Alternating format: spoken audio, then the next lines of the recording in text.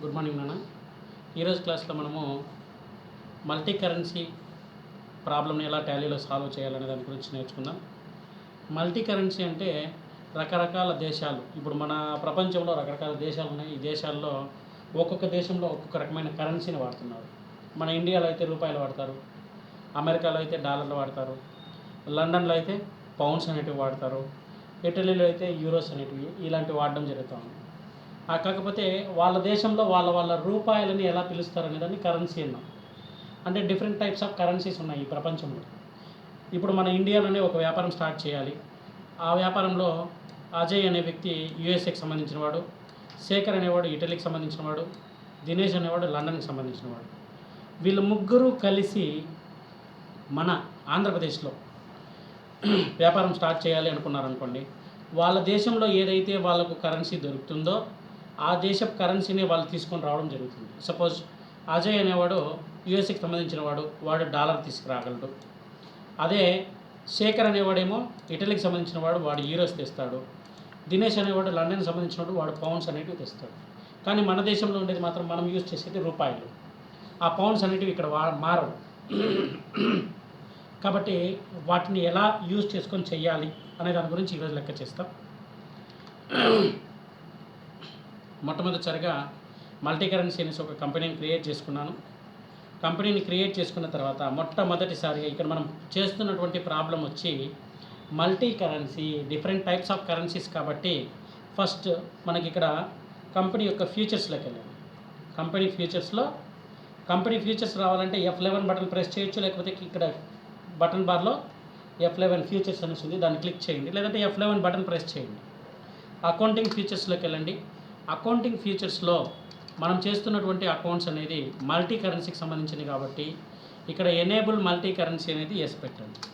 Enable multi currency yes పెట్టండి. ఓకేనా? Multi currency అనే ఆప్షన్ ఎప్పుడైతే ఎనేబుల్ చేస్తామో అప్పుడు మనకి ఇక్కడ ఆటోమేటిక్గా అకౌంట్స్ ఇన్ఫోలో కరెన్సీస్ అనే ఆప్షన్ కనిపిస్తుంది. దీంట్లో ఎన్ని రకాల కరెన్సీస్ మనం యూజ్ చేస్తున్నామో డాలర్సు, యూరోసు, పౌండ్స్, వాటిని ఇక్కడ ఎంటర్ చేసుకోవాలి. క్రియేట్ డాలర్ సింబల్ మన కీబోర్డ్లో ఉంటే డాలర్ సింబల్ టైప్ చేయండి, కింద డాలర్. ఓకేనా? ఇది నెంబర్ ఆఫ్ డెసిమల్ ప్లేసెస్ అంటే రూపీస్ పైస్కి సంబంధించిందనా, కాబట్టి అది అలాగే ఎంటర్ కొట్టేసేయండి. నెక్స్ట్ డాలర్ తర్వాత యూరో సింబల్ లేదు మన దగ్గర, క్యాపిటల్ లెటర్ ఈ పెట్టాను. అదేవిధంగానే పౌండ్స్ సింబల్ లేదు మన దగ్గర, క్యాపిటల్ లెటర్ పి పెడుతున్నాను. ఈ డిఫరెంట్ కరెన్సీస్ని నేను ఇప్పుడు ఎంటర్ చేసేసాను. ఎస్కేప్ కొట్టి బ్యాక్ వచ్చేస్తున్నాను. ఇక్కడ డిస్ప్లేలోకి వెళ్తే మనం ఎన్ని రకాల కరెన్సీస్ కొట్టామో అన్నీ వచ్చేసాయి. ఇక్కడ సార్ మనం రూపీస్ కొట్టలేదు కదంటే మనం క్రియేట్ చేసిన కంపెనీనే ఇండియాలో క్రియేట్ చేసాం. ఇండియాలో ఆంధ్రప్రదేశ్ అనేసి ఇండియాలో యూజ్ చేసే రూపాయలు కాబట్టి ఆటోమేటిక్గా రూపాయలు అనేది వచ్చేసింది. ఇప్పుడు ఏమైనా చేస్తామంటే రేట్ ఆఫ్ ఎక్స్చేంజ్లోకి వెళ్ళి ఇక్కడ $1 అంటే ఎన్ని రూపాయలు అనేది మనం ఇక్కడ ఎంటర్ చేయాలన్నాను. సపోజ్ ఇక్కడ ఇచ్చాడు చూడండి, $1 = 67 రూపీస్. సో 67 స్టాండర్డ్లో 67 రూపీస్ అనేసి పెట్టుకోండి. ఓకేనా? ఇది సెల్లింగ్ రేటు, బయింగ్ రేటు. ఒకవేళ మనము ఎక్స్చేంజ్ వ్యాపారం చేస్తున్నట్లయితే ఇక్కడ సెల్లింగ్ రేటు, బయింగ్ రేట్ అనేది కూడా వేసుకోవచ్చు. మనం ఎంత కొంటాము డాలర్స్, ఎంతకు అమ్ముతాము అనేది కూడా ఇక్కడే ఎంటర్ చేసుకోవచ్చు. ఇప్పుడు బిజినెస్లో వాళ్ళు యూజ్ చేస్తున్నది కాబట్టి మనం డైరెక్ట్గా అలాగే వేస్తున్నాం. యూరోస్ అంటే $1 = 71 రూపీస్, £1 = 84 రూపీస్. ఓకేనా? దీన్ని సేవ్ చేయండి. ఫస్ట్ ఏమో క్రియేట్లోకి వెళ్ళి డాలర్సు, యూరోసు, పౌండ్స్ అనేది క్రియేట్ చేసుకున్నాం. రేట్ ఆఫ్ ఎక్స్చేంజ్లో $1 అంటే ఎన్ని రూపాయలు, £1 అంటే ఎన్ని రూపాయలు, €1 అంటే ఎన్ని రూపాయలు అనేది సెట్ చేసుకున్నాం. ఎస్కేప్ కొట్టి బ్యాక్ రండి. ఇక్కడ అకౌంటింగ్ వోచర్లోకి వెళ్ళిపోతాం డైరెక్ట్గా. ట్రాన్సాక్షన్ చూడండి నాన్న. First one Ajay USA, Shekhar Italy, Dinesh London. Invested అంటే వీళ్ళు ఇన్వెస్ట్మెంట్ పెడుతున్నారు, పెట్టుబడిదారులు. సో క్యాపిటల్ తెస్తా అనేది అజయ్, శేఖర్, దినేష్ ముగ్గురు తెస్తున్నారు అనమాట. ఇన్వెస్టెడ్ ఇన్ అవర్ కంట్రీ, మన దేశంలో పెట్టుబడి పెడుతున్నారు. అంటే డబ్బులు అనేది మన దేశంలో మన కంపెనీలోకి వస్తున్నాయి కాబట్టి రిసిప్ట్ వచ్చారు. F6 బటన్ ప్రెస్ చేయండి, రిసిప్ట్ వచ్చర్ వస్తుంది. దీనికి జనరల్ ఎంట్రీ ఏమిరా అంటే అజయ్, శేఖరు, దినేష్ అనేవాళ్ళు మన దేశంలో వ్యాపారం స్టార్ట్ చేస్తున్నారంటే క్యాష్ అనేది వస్తూ ఉంది కాబట్టి cash account data Ajay capital account to Shekhar capital account to Dinesh capital account. క్రెడిట్లో వచ్చి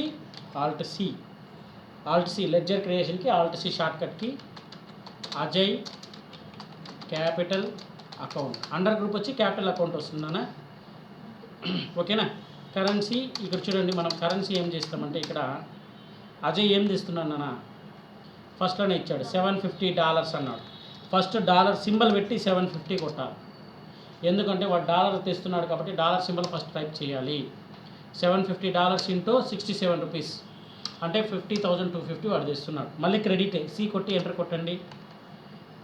Shekhar alt C Shekhar capital account, ఇది కూడా క్యాపిటల్ అకౌంటే.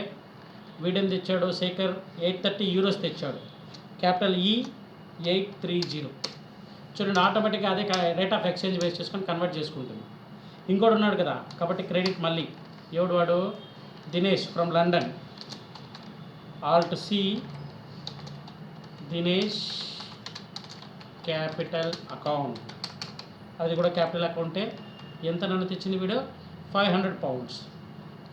500p ఇట్లా కూడా రాయొచ్చు. కానీ ఖచ్చితంగా పి అనేది స్టార్టింగ్లోనూ రావాలి, ఎండింగ్లోనూ రావాలి. ఎండింగ్లో ఉన్నా రావాలి లేదా స్టార్టింగ్లో ఉన్నా రావాలి. డాలర్ సింబల్ కూడా కానీ స్టార్టింగ్లో ఉన్నా కానీ ఎండింగ్లో ఉన్నా రావాలి. ఓకేనా. ఇక్కడ పొరపాటుకి ఇక్కడ ఏమైనా రేట్ మార్చేసినారు అనుకో, రేట్ మారిపోతుందని ఇక్కడ మార్చకూడదు. అట్లా ఎంటర్ కొట్టండి. డెబిట్ సైడ్ ఏమొస్తూ ఉంది, క్యాష్ వస్తూ ఉంది. ఓకేనా. మొత్తం 1,51,180 రూపాయలు. నెరేషన్ రాసేటట్లయితే రాసి సేవ్ చేయండి. Second one, cash deposited into SBI £150. అంటే మన దగ్గర ఉన్నటువంటి క్యాష్ బ్యాంకులో డిపాజిట్ చేస్తే కాంట్రా వచ్చర్ రాస్తాం. సో క్యాష్ అనేది వెళ్ళిపోతుంది, bank is the receiver. A bank అన్నా బ్యాంక్ పేరు ఇచ్చాడు, ఎస్బీఐ, ఆల్ట్ సి ఎస్బీఐ అనేది రిసీవ్ చేసుకుంటా ఉంది. రిసీవర్ని ఎప్పుడు డెబిట్ చేయాలి. సో క్యాష్ అనేది వెళ్ళిపోతుంది కాబట్టి క్యాష్ని క్రెడిట్ చేయండి. ఎంత అమౌంట్, £150. P150 అని కొట్టాలి. మామూలుగా అయితే ఇంతకుముందు లెక్కల్లో మనం 150 అలాగే టైప్ చేస్తున్నాం. ఇక్కడ P150 అని కొట్టాలి, అంటే పౌండ్స్ కాబట్టి. ఆల్ట్ సి ఎస్బీఐ అకౌంట్ లేదు కాబట్టి ఆల్ట్ సి ఎస్బీఐ, ఇది బ్యాంక్ అకౌంట్ అని పెట్టండి, అండర్ గ్రూప్.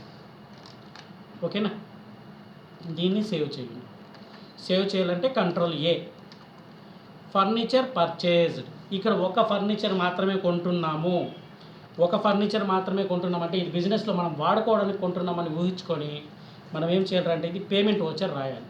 ఫర్నిచర్ అనేది వస్తూ ఉంది, alt C furniture fixed asset. ఎంత అమౌంట్ ఫర్నిచరు, 13,000 రూపీస్ అన్నాడు.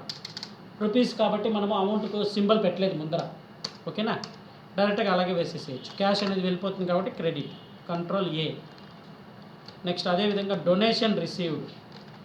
డొనేషన్ అనేది మనకు వస్తూ ఉంది నాన్న కాబట్టి రిసిప్ట్. మనకు ఏదైనా డబ్బులు వచ్చినట్లయితే అది రిసిప్ట్గా వేసుకోవాలి, డబ్బులు ఖర్చు అయినట్లయితే పేమెంట్ వేసుకోవాలి. Alt C donation. డొనేషన్ అనేది క్రెడిట్ చేస్తున్నాను నేను, క్యాష్ వస్తుంది, డొనేషన్ అనేది ఆదాయం కాబట్టి క్రెడిట్ చేస్తున్నాను. డొనేషన్ అకౌంట్, ఇది వచ్చి డొనేషన్ అనేది ఇండైరెక్ట్ ఇన్కమ్ అవుతుంది. ఎప్పుడో ఒకప్పుడు వచ్చేటువంటి విరాళాలు కాబట్టి ఇది ఇండైరెక్ట్ ఇన్కమ్. ఎంత అమౌంట్, $170. డాలర్ సింబల్ పెట్టాలి, 170నేనా. ఓకే. డెబిట్ సైడు క్యాష్ వస్తుంది కాబట్టి క్యాష్ని డెబిట్ చేస్తాం, control A. Next power bill paid €5. ఇది పేమెంట్ అన్న, డబ్బులు వెళ్ళిపోతున్నాయి, ఖర్చుల్ని డెబిట్ చేయాలి. ఆల్ట్ సి పవర్ బిల్, ఇది నెలకు ఒకసారి కట్టే ఖర్చు కాబట్టి పవర్ బిల్ అంటే కరెంట్ బిల్లు. ఇది ఎంతనా, €5. షిఫ్ట్ ఈ 5 అని కొట్టండి. €5 ఎంతైతే వస్తుందో అంత అమౌంట్ వచ్చేస్తుంది. దీనివల్ల క్యాష్ వెళ్ళిపోతుంది కాబట్టి క్యాష్ని క్రెడిట్ చేయండి, control A. Next office expenses, office ఖర్చులు, ఇది కూడా పేమెంటే. Alt C office expenses, indirect expense అయినా ఇది కూడా ఎప్పుడో ఒకసారి ఆఫీస్ ఖర్చులు పెట్టుకుంటాం. £230. 230p అన్న రాయొచ్చు, P230 అన్న రాయొచ్చు. ఓకేనా. దీనివల్ల క్రెడిట్ ఏం రాస్తాము, cash. Control A. Control A అంటే ప్రతి ఓచర్ని కూడా మనము సేవ్ చేయాలి. శాలరీ పెయిడ్, శాలరీ అనేది పే చేస్తున్నాం, ఇది కూడా పేమెంటే. ఆల్ట్ సి శాలరీస్,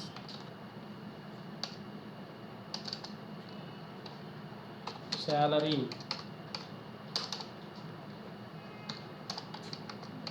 శాలరీస్ అనేది కూడా ఇండైరెక్ట్ ఎక్స్పెన్సెస్. అదే వేజెస్ వచ్చిందంటే అది డైరెక్ట్ ఎక్స్పెన్సెస్ అవుతుంది. ఓకేనా.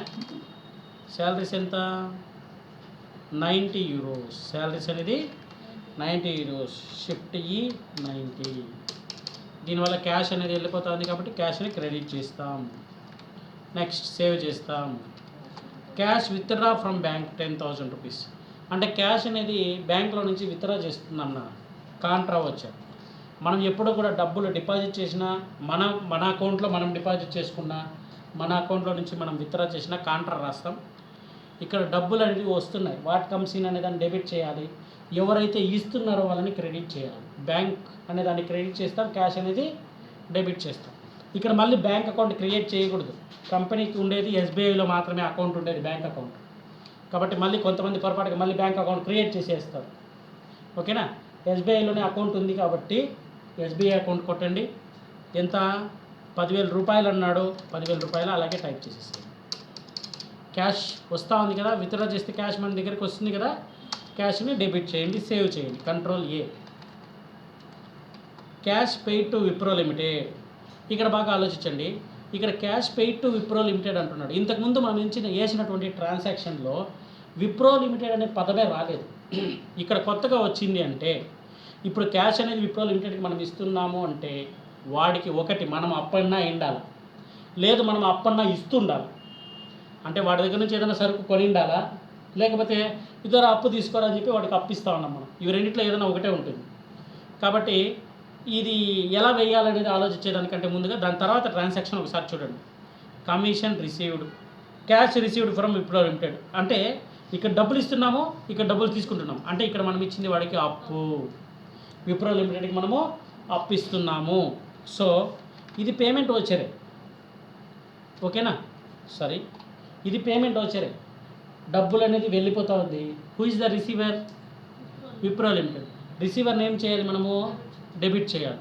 So alt C Wipro limited. Wipro limited మన దగ్గర అప్పు మనం వాడికి ఇస్తున్నాం కాబట్టి లోన్స్ అండ్ అడ్వాన్సెస్ అసెట్లో పెట్టాలి. ఓకేనా. మనం వాడికి లోన్ ఇస్తున్నట్లు లెక్క. లోన్ లయబిలిటీ అంటే మనం అప్పు తీసుకున్నట్లు. ఓకేనా.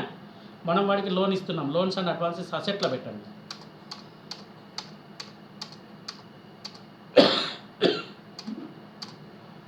ఎంత ఇస్తున్నాం నాన్న చూడండి, $190 అనుకున్నాం. $190. దీనివల్ల క్యాష్ అనేది వెళ్ళిపోతుంది. ఓకేనా. సేవ్ చేయండి. Next commission received. మనకు కమిషన్ వస్తుంది అంటే రిసిప్టు, అంటే కమిషన్ రూపంలో డబ్బులు వస్తూ ఉన్నాయి. Cash account data to commission account. Alt C commission. Commission అనేది ఆదాయము కాబట్టి క్రెడిట్ చేస్తున్నాను. Indirect income. ఓకేనా. కమిషన్ రూపంలో ఆదాయం వస్తూ ఉంది, ఆదాయాలని క్రెడిట్ చేస్తాం. ఎంత అమౌంట్, 120 euros. ఓకేనా. క్యాష్ వస్తుంది కాబట్టి క్యాష్ని డెబిట్ చేస్తాం. Control A. ఇప్పుడు చూడండి, cash received from Wipro limited $50 అన్నాడు. అంటే వాడికి ఇంతకుముందు $190 ఇచ్చాం మనము, ఇప్పుడు $50 రిసీవ్ చేసుకుంటున్నాం. అంటే 190లో సగం అన్నమాట. మనకి ఇప్పుడు రిటర్న్ వస్తుంది, 190లో సగం మనకు వస్తూ ఉంది క్యాష్. సో రిసిప్ట్ వచ్చర్ రాయండి. రిసిప్ట్ వచ్చర్ ఎవరు ఇస్తున్నారు, విప్రో లిమిటెడ్ అనేవాడు ఇస్తున్నాడు. ఇచ్చేవాడిని ఎప్పుడు కూడా క్రెడిట్ రాసుకోవాలి, వాట్ కమ్స్ ఇన్ అనేదాన్ని డెబిట్ రాయాలి. ఇప్పుడు విప్రో లిమిటెడ్ అనేవాడు ఇస్తున్నాడు. ఎంత ఇస్తున్నాడు, $50 అన్నాడు. అంటే $190లో 50% ఎంత అనేది క్యాలిక్యులేట్ చేయాలి. ఇక్కడ క్యాలిక్యులేటర్ వస్తుందనా, కంట్రోల్ ఎన్ కొట్టండి. 190 డివైడ్ బై 2 చేస్తే 50% వచ్చేస్తుంది కదా, 2 భాగాలు చేస్తుంది. $190, $95. లేదు మీరు బాగా అబ్జర్వ్ చేయాలంటే ఈ విధంగా కూడా చేయండి. మళ్ళీ మెయిన్ స్క్రీన్లోకి వెళ్ళిపోవాలనుకోండి, కంట్రోల్ ఎం, $95 అంతేనా. ఇక్కడ క్యాష్ వచ్చినట్లుగా భావిస్తాం. ఓకేనా? లేదు ఇంకో రకంగా కూడా ఇది చేయొచ్చు మీరు. ఒకవేళ చేయాలి అనుకుంటే చూడండి, కంట్రోల్ ఎన్, డాలర్స్ కదా నాన్న ఇది. డాలర్ అంటే ఎన్ని రూపాయలు చెప్పామో 67 రూపీస్. 190 ఇంటూ 67 అంటే 12,730. 12,730 రూపీస్ ఇంటూ 50/100 వేసినామంటే కూడా 6,365. పైన అమౌంట్ ఎంత వచ్చింది మనకి? పైన ఎంత అమౌంట్ వచ్చింది అంటే కరెక్ట్గా 50% ఉన్నట్లేనా? ఓకేనా? కంట్రోల్ ఎమ్ కొట్టండి, మళ్ళీ మెయిన్ స్క్రీన్లోకి వెళ్ళిపోతుంది, మాస్టర్ స్క్రీన్లోకి. దీన్ని సేవ్ చేయండి, కంట్రోల్ ఏ. నెక్స్ట్ ఎంట్రీ, అంతేనా? ఇది మొత్తం అన్ని ఎంట్రీస్ అయిపోయిన తర్వాత ఇక్కడ బ్యాలెన్స్ షీట్ ఇచ్చాను. ఈ బ్యాలెన్స్ షీట్ అనేది కరెక్ట్గా టాలీ అయింది, నెట్ లాస్ అనేది కరెక్ట్గా టాలీ అయిందంటే మనం చేసిన లెక్క అనేది కరెక్ట్. ఇప్పుడు చూడండి, 1,51,180 రావాలి బ్యాలెన్స్ షీట్. ఎస్కేప్ కొట్టండి, ఇక్కడ బ్యాలెన్స్ షీట్లోకి వెళ్ళి ఎంటర్ కొట్టండి. 1,51,180 వచ్చిందా? అదేవిధంగానే net loss 6,155. Profit and loss అకౌంట్లో నెట్ లాస్ 6,155. కరెక్టేనా? అంటే నేను ప్రతి లెక్కకి ముందుగానే నేను మీకు ఇక్కడ ఈ లెక్కకు సరైన ఆన్సర్ కూడా ముందుగానే స్క్రీన్లో ఇచ్చేసాను.